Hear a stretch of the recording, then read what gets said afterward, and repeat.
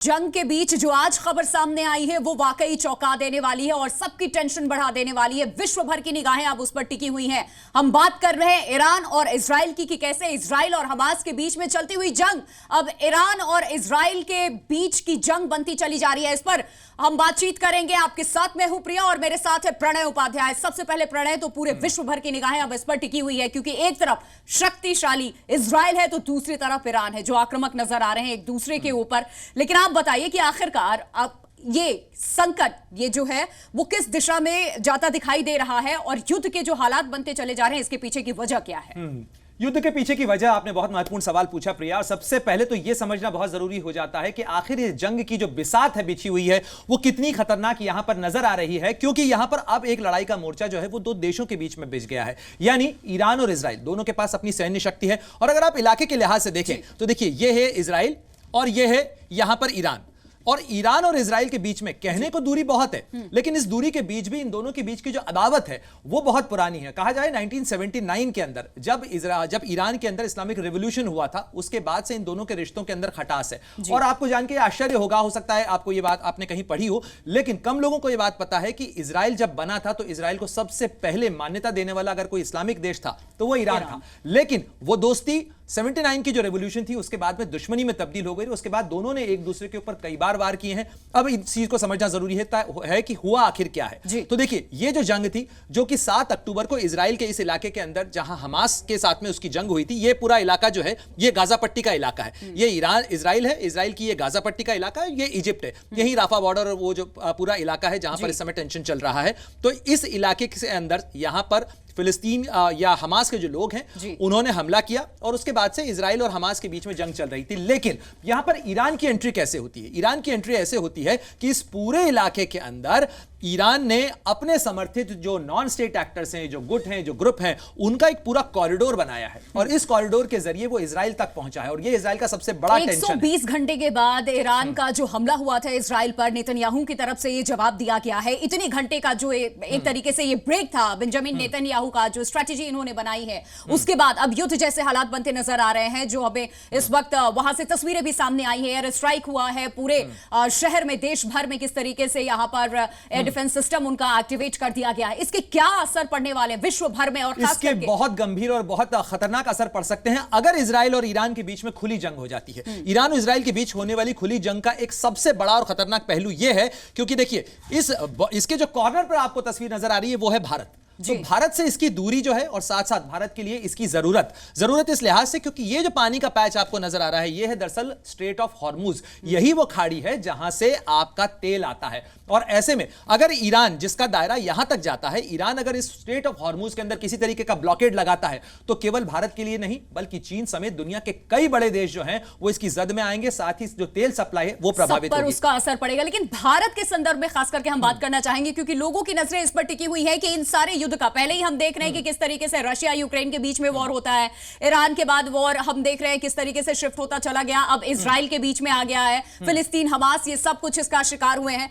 भारत किस तरीके से इसका शिकार होगा? किन किन चीजों पर भारत में असर पड़ने वाला है? देखिए भारत के अंदर कई पहलू के ऊपर असर पड़ सकता है। भारत का असर समझने के लिए सबसे पहले आपको इस मैप को देखना चाहिए। इस मैप के अंदर ये जो इलाका है ये ईरान का इलाका है। ईरान के अंदर भी जो है करीब 10,000 के आसपास भारतीयों की आबादी है। इसके अलावा 80,000 के आसपास जो भारतीयों की आबादी वो इजराइल में है। लेकिन ये जो पूरा इलाका है जिसे हम खाड़ी का इलाका कहते हैं, गल्फ कंट्रीज हैं, इसमें यूएई है, ओमान है, कतर है, कुवैत है, इन तमाम मुल्कों के अंदर करीब 80 लाख से ज्यादा भारतीय रहते हैं। तो इसलिए यहां पर अगर जंग की आग भड़कती है तो जाहिर तौर पर सबसे बड़ा टेंशन भारत के लिए होगा क्योंकि यहां पे बहुत बड़ी आबादी भारतीयों की रहती है। इसके अलावा जो सवाल आपने पूछा क्या असर होगा, इंटरनेशनल मार्केट के अंदर आज से ही जो है उसके झटके महसूस होने लगे हैं। जो रेड जोन में है वो सेंसेक्स नजर आने लगा है। तमाम जो अंतरराष्ट्रीय बाजार हैं वो इसको लेकर चिंतित हैं। इसलिए चिंतित हैं क्योंकि ये जंग की आग पूरे इलाके के अंदर फैल सकती है। इस चीज को इसलिए भी समझना चाहिए कि कहने को इनकी दूरी बहुत ज्यादा है लेकिन इनके बीच में अगर जंग होती है तो ये पूरा इलाका होगा। और अगर आपको टाइमलाइन की आपने बात की कि 120 दिन का आपने जिक्र किया प्रिया,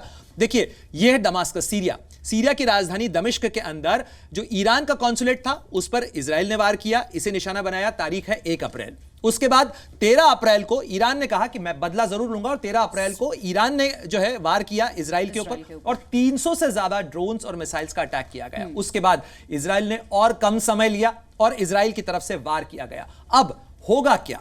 होगा यह कि पूरी दुनिया की ताकतें लगी हुई हैं कि किसी तरीके से ईरान और इजराइल को रोका जा सके कि अब ये टेंशन नहीं बढ़ना चाहिए, क्योंकि अगर ये जंग की आग फैली तो ये तीसरा विश्व युद्ध भी हो सकता है, क्योंकि इसके अंदर बहुत सारे किरदार हैं, इसके अंदर तमाम ये पूरे देश हैं जो इससे प्रभावित होते हैं। और इस जंग का इलाके, खाड़ी देशों की संख्या इसमें ज्यादा है। और भारत के, हमने देखा था डिफेंस मिनिस्टर की तरफ से भी ये बयान जयशंकर की तरफ से भी दिया गया था कि ये अब सोच समझ के कदम उठाना होगा। विश्व दो धड़ों में बढ़ती नजर आएगी और अमेरिका तो इजराइल के साथ है ही, वो खुल के सपोर्ट कर रहा है इस चीज को, और ये एक चिंता की बात है। तो आगे किस तरीके के हालात लेकिन प्रिया जो है ईरान के और इजराइल के बीच का जो तनाव है, इसमें अमेरिका भी नहीं चाहता है कि ये कॉन्फ्लिक्ट एक खुली जंग के अंदर तब्दील हो। इसके असर अमेरिका पर भी हैं, अमेरिका के हितों पर भी हैं। इसलिए कहीं ना कहीं इस डिस्प्ले में, इस ऑप्टिक्स के अंदर अमेरिका को इजराइल के सपोर्ट करने के पीछे की वजह क्या है?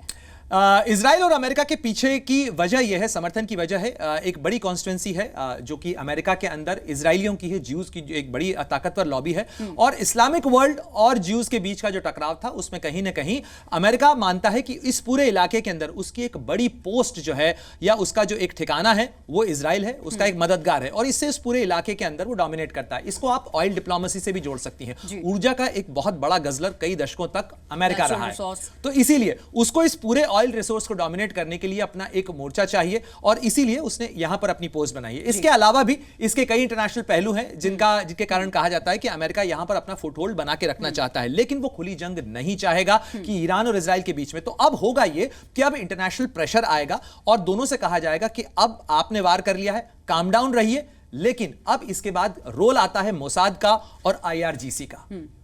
अब आप ये पूछेंगे कि आईआरजीसी और मोसाद का रोल ये क्या है, क्योंकि अभी तक हम इस युद्ध को लेकर के बात कर रहे थे, इन देशों का जिक्र हो रहा था, इनका रोल क्या है और सबसे ज्यादा इंपैक्ट इसका कहां पर पड़ेगा? इस चीज को भी जरा समझाइएगा। देखिए, मोसाद दुनिया की सबसे खतरनाक जो खुफिया एजेंसी उसे मोसाद कहा जाता है, और मोसाद जो है इजराइल की सबसे खतरनाक जो है सिक्योरिटी एजेंसी है, और मोसाद क्लैंडस्टाइन ऑपरेशन चलाती है।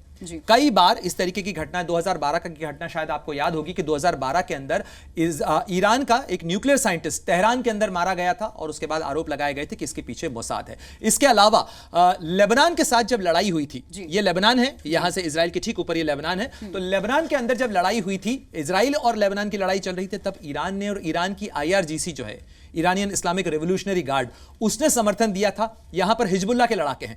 आपको पता है कि हमास और इजराइल के बीच जो चल रही जंग है उसके अंदर हिजबुल्लाह की भी एक भूमिका है। इसके अलावा जो यमन के अंदर हुतीस हैं उनकी भी भूमिका है। तो ईरान ने पूरा यहां पर एक जाल बिछा रखा है, जो उसके समर्थित लोग हैं, जो या उसके कहा जा सकता है कि इस तरीके से नॉन स्टेट एक्टर्स हैं, लेकिन स्टेट की तरह बिहेव करते हैं वो, चाहे वो हिजबुल्लाह हो चाहे वो हुती हो। और ऐसे में इजराइल जो घिरा हुआ है उसमें मोसाद की तरफ से अब होगा क्लैंडस्टाइन ऑपरेशंस का दौर आ सकता है, जिसके अंदर वो उन लोगों को निशाना बनाने की कोशिश करेगी जो इस ऑपरेशन को या उसके हितों को नुकसान बनाने की तीसरा विश्व युद्ध होता यहां पर नजर आ रहा है, उसके साफ साफ संकेत नजर आ रहे हैं, जिस तरीके से आप एक्सप्लेन भी कर रहे हैं। अगर ऐसा हुआ तो इसका क्या इंपैक्ट होगा और किस तरीके से इसे रोका भी जा सकता है?